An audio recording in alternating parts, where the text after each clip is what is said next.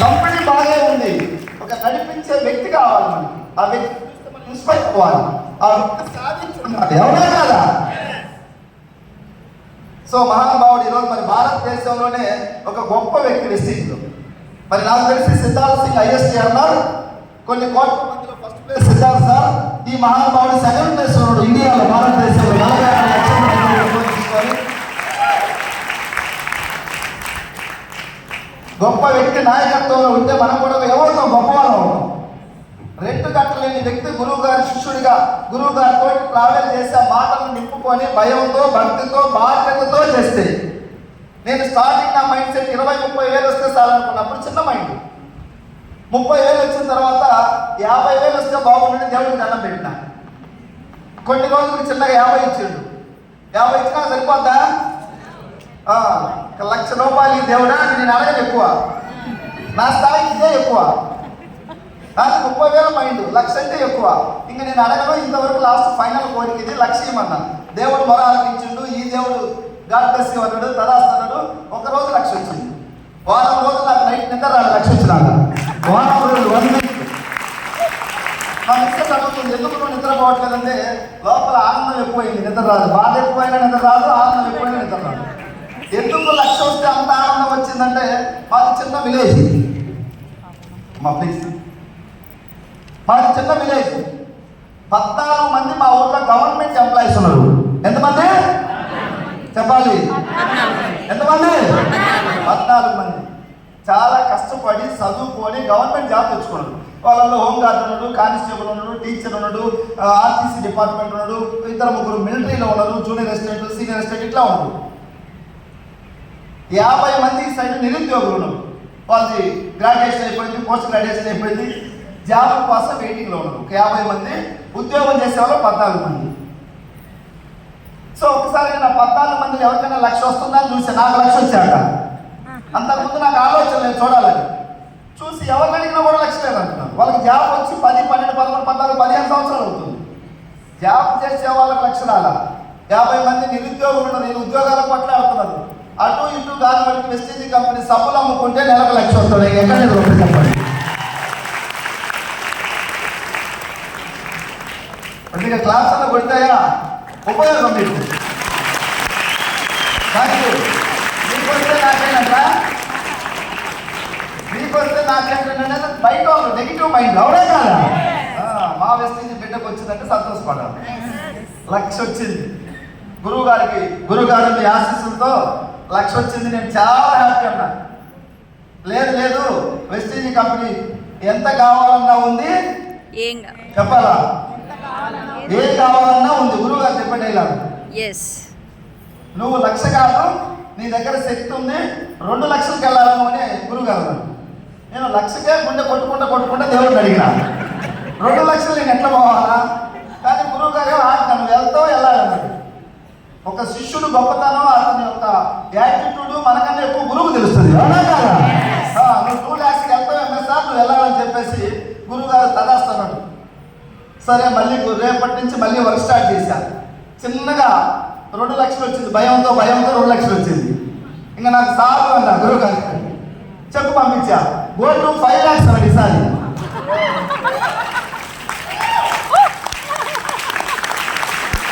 Thank you.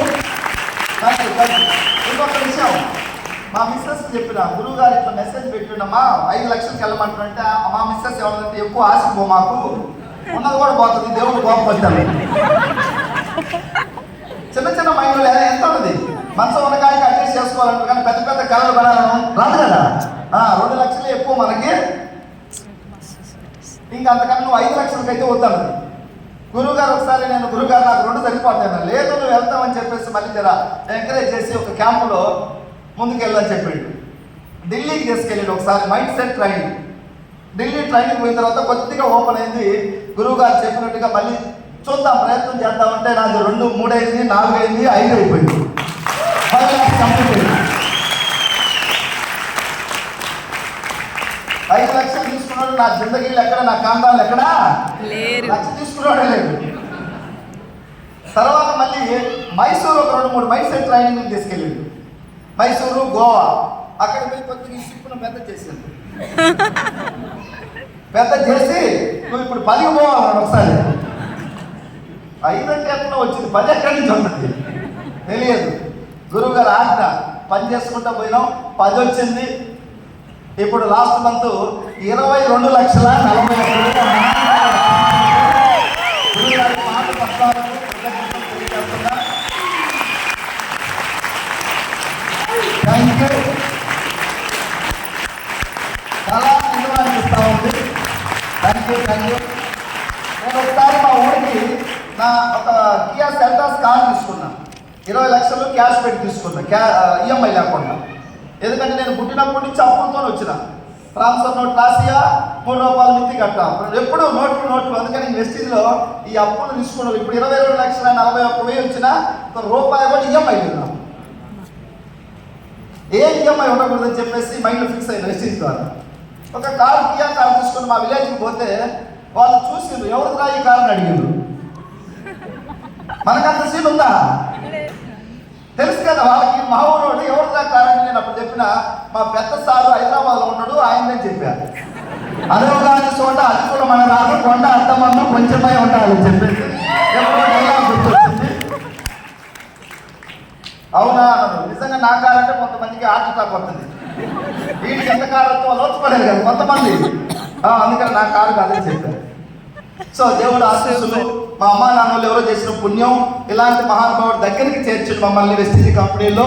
Vestige కంపెనీలో ఉంటే success వచ్చేది కాదు, ఈ మైండ్ సెట్ వచ్చేది కాదు. మనం ఎదగాలంటే ఎవరో ఒకరు మనకు గురువు అనే వాళ్ళు ఉండాలి, అవునా కదా? ఈ గొప్ప గురువు దగ్గర ఉండటం వల్ల మాత్రమే నేను ఈరోజు ఈ స్థాయికి వచ్చిన. ఇప్పుడు నా మైండ్ని బాగా గురువు గారు ట్రైన్ చేసిండు.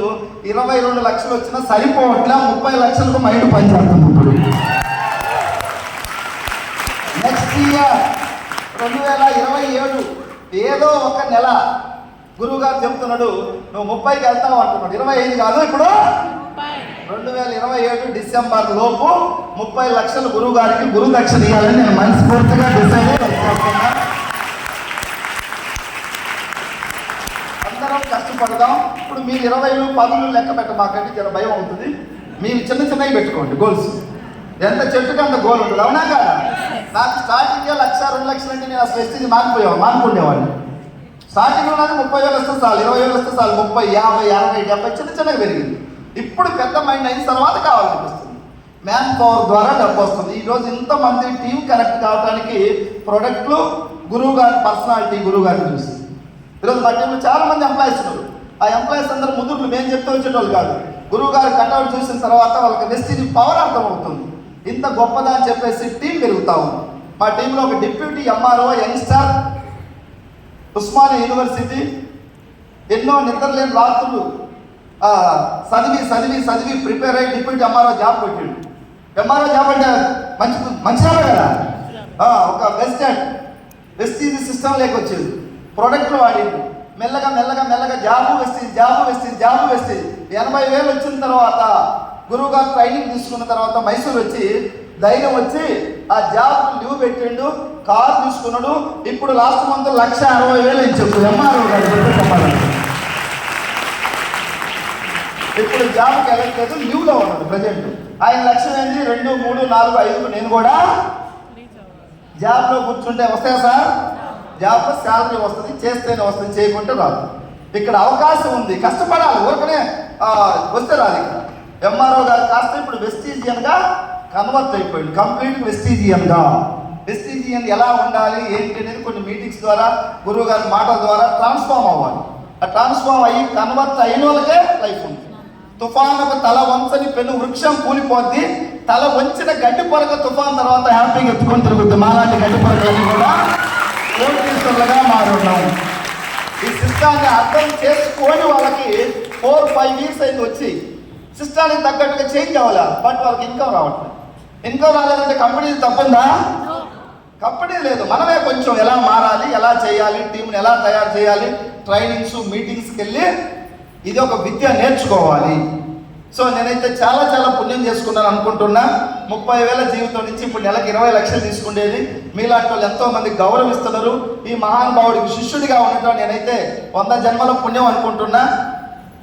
ఈరోజు మా ఫ్యామిలీ చాలా హ్యాపీగా ఉంది.